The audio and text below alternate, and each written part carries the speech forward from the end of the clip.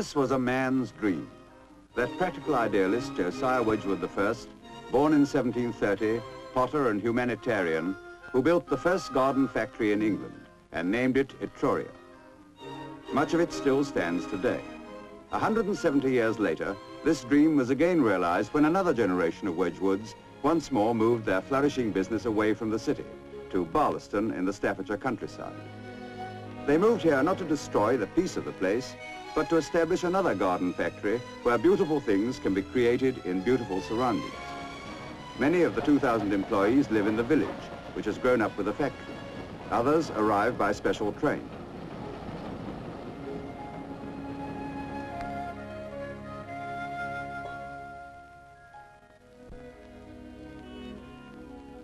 Wedgwood once more adds a name to the map. The old Etruria is now surrounded by coal mines and ironworks. To get to the new factory, you walk through fields. There could be no more fitting memorial to the first Josiah, a man of science and vision, who was himself a fine craftsman with a keen appreciation of beautiful things.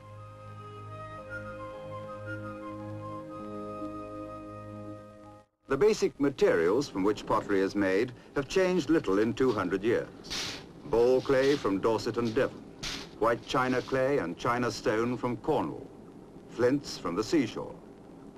For the production of fine, translucent bone china, ground-up bone is needed. There are many good, unfamiliar Saxon words to be heard in a pottery. These clays go into a blunger, where each is mixed with water till it reaches a creamy consistency. Flints are calcined in a furnace and crushed. They are transferred by the overhead conveyor to be finely ground with water. All ingredients are blunged up, as they say, in water, blending together in a liquid form.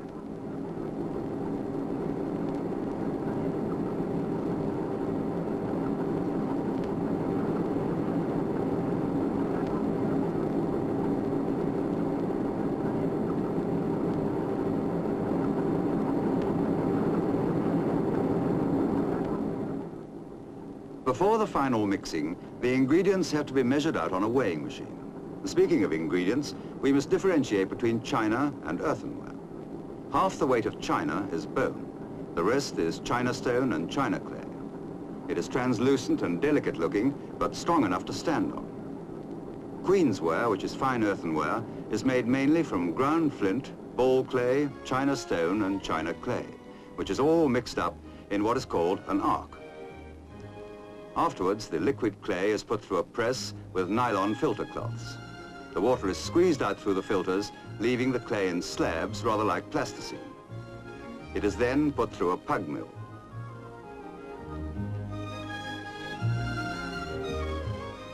This machine, with revolving knives, squeezes any air pockets out of the clay, which is now ready for the potter to use.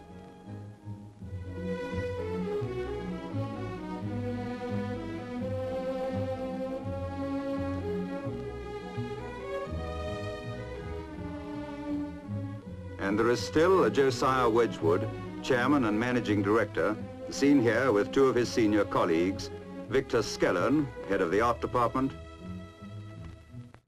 and Norman Wilson, production director. New designs.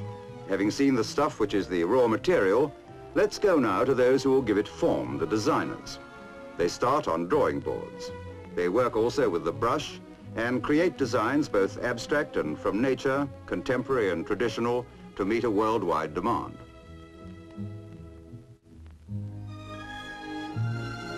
When pottery is fired, the water from the clay evaporates and it shrinks. The outlines which the artist draws allow for this contraction. The modeler then makes a perfect prototype in clay from which molds are made in plaster of Paris, and a new design becomes a reality.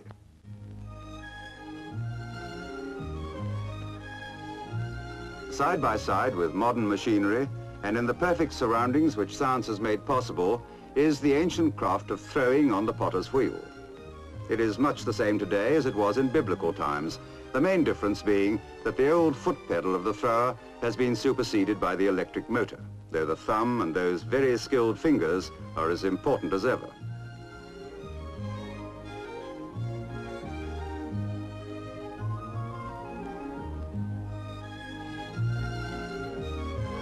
The veteran lathe, which was made for the first Josiah Wedgwood by Bolton and Watt, is still in service, preserved not as a relic, but because it does a good job.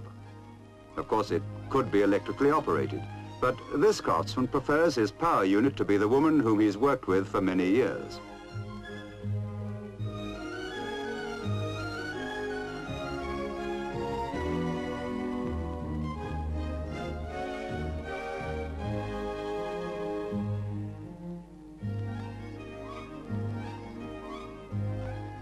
There's been no strike since the firm was founded in 1759. 6 generations of craftsmen. Craftsmen like the one who owns these hands that have worked for Wedgwood for 54 years. He's an ornamenter, fixing the ram's head handles to the fluted vase turned out by the old lathe.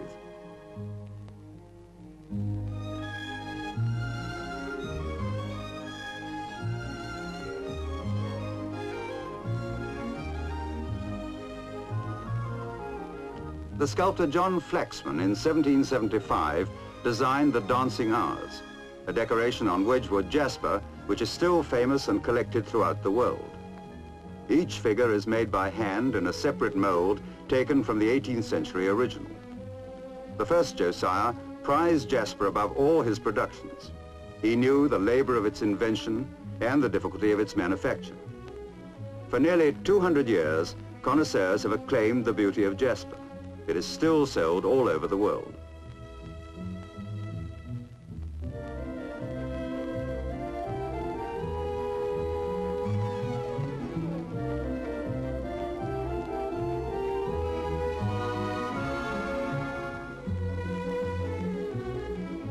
Another 18th century design is this orange bowl.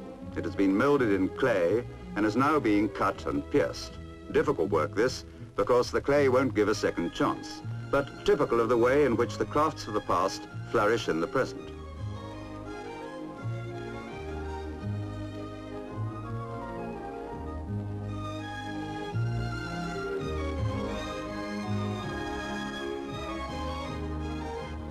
The most familiar everyday object, your dinner plate, and it derives simply from this ball of clay flattened into a pancake. They call that a bat in the potteries. It's flung onto a plate mold. This plate is to be made in 2 colors. The first color bat in the center has its edges cut off, so that the rim is formed by a second white bat.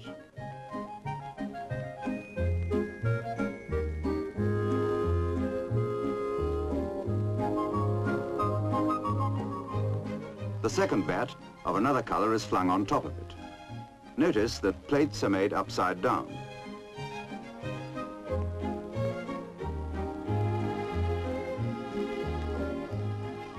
Then the plates are stacked on their molds in the dryer.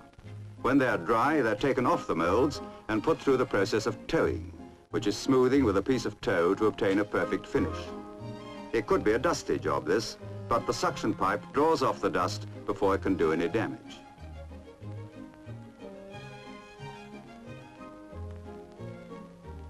At last, they're ready to be fired.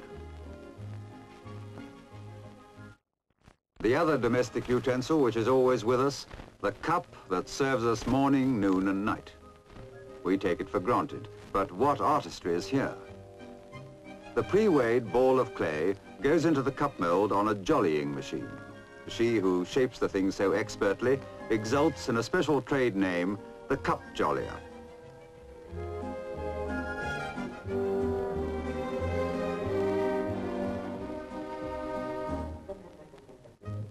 The shape and polish of the cup is achieved when it's put partly dry on an automatic turning machine.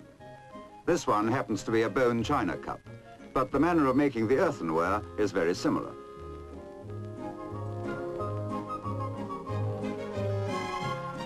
There's no mystery about those who carry out the next process, handlers. Their task is simply to fit handles to cups. Not so simply. It's a highly skilled craft.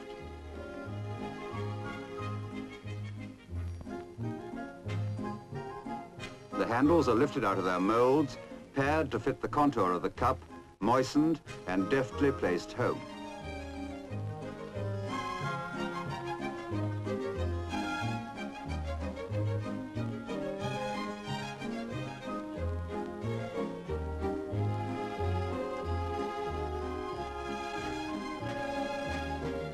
Now casting, the making of a Wedgwood Edme vase. Liquid clay is poured into the mould.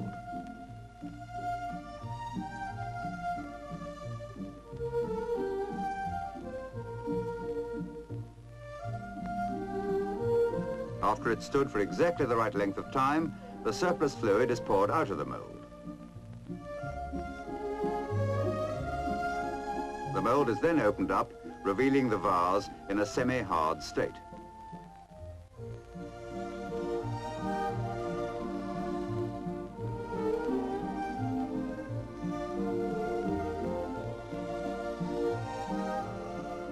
When completely dry, it's finished off by the fettler. It's carefully smoothed down. The mould marks are sponged out. Then the top is leveled off.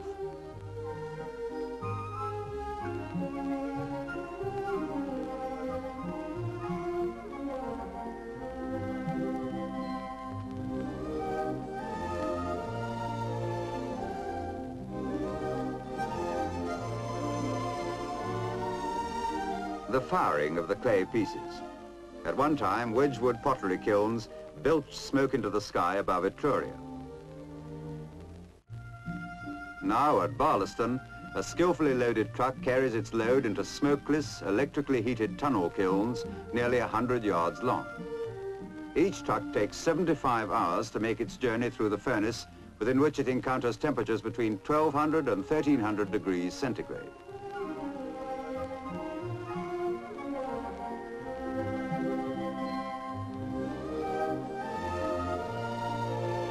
The first Josiah Wedgwood earned his Fellowship of the Royal Society by the invention of the first instrument to measure very high temperatures. A similar principle is still used to countercheck the modern pyrometers.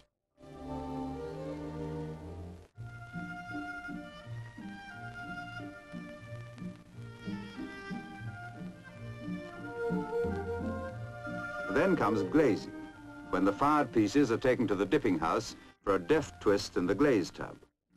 When fired again, this time in the glossed kiln, a fine film of glass is left over the whole piece.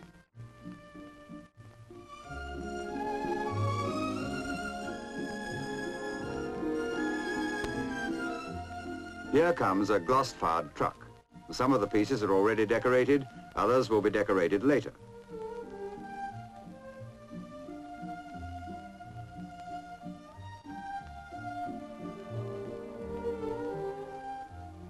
The task of the engraver may well come next.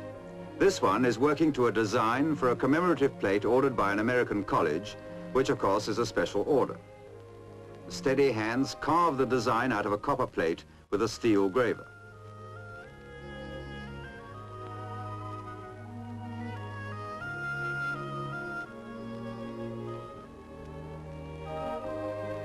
At other times, he may be working on one of the traditional patterns, using his copper cylinder from which the pattern will be transferred to the pieces of ware. Each tap becomes a tiny portion of the finished design. The design which is being printed is Napoleon Ivy, first ordered for the ex-Emperor Napoleon when he was in captivity in St. Helena. It is transferred from a heated roller printing press to tissue sheets.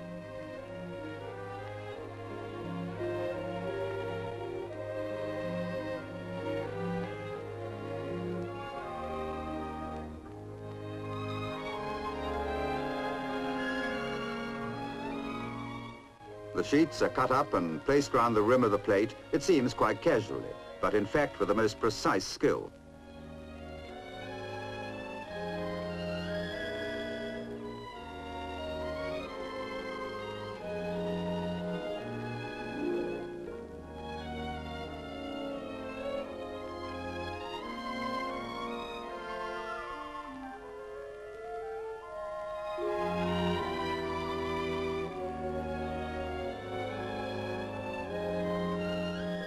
Then the Wedgwood backstamp, vital proof of identity.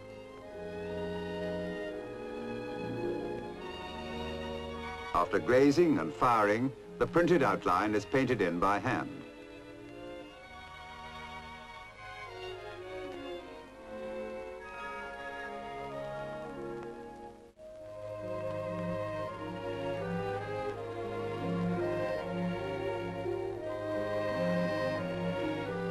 This is only one of several methods of applying designs. Here is another one where the design is printed in full color on lithograph paper, then applied in much the same way as the print. The Strawberry Hill pattern.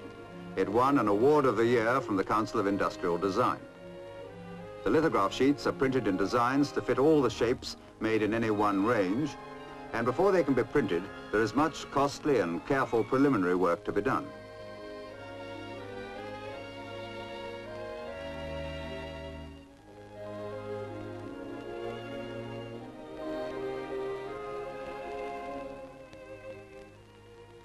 The Wedgwood signature goes on again.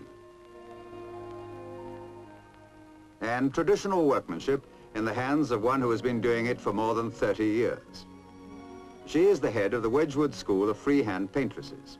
Freehand painting is, of course, one of the oldest decorative processes. And the design is the old Wedgwood vine pattern, still in demand after just on 2 centuries. More skilled brushwork, the lining. The plate must be dead center and rotated by hand.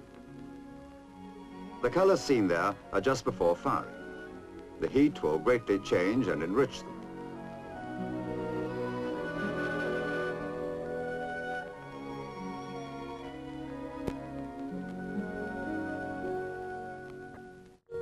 This very rich Wedgwood pattern is called Ruby Tonquin. First, the outline of the pattern is printed and fired. Next, the pattern is painted in with ivory color and fired again.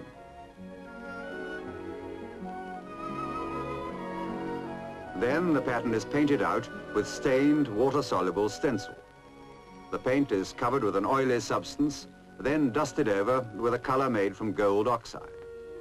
It is a series of ordeals, as it were, this process. The soluble stencil dissolves, leaving the pattern ivory, but the oil repels the water and the powder color remains to appear as a deep ruby after a further 2 firings.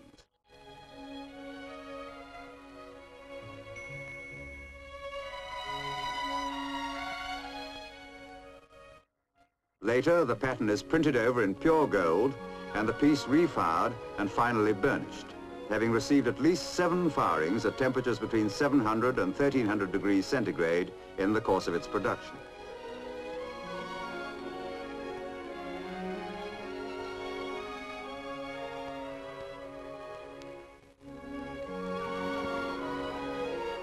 A little of the magic of this craftsmanship can be seen here in a succession of plates at different stages of their ordeal before the final and lasting grace is achieved.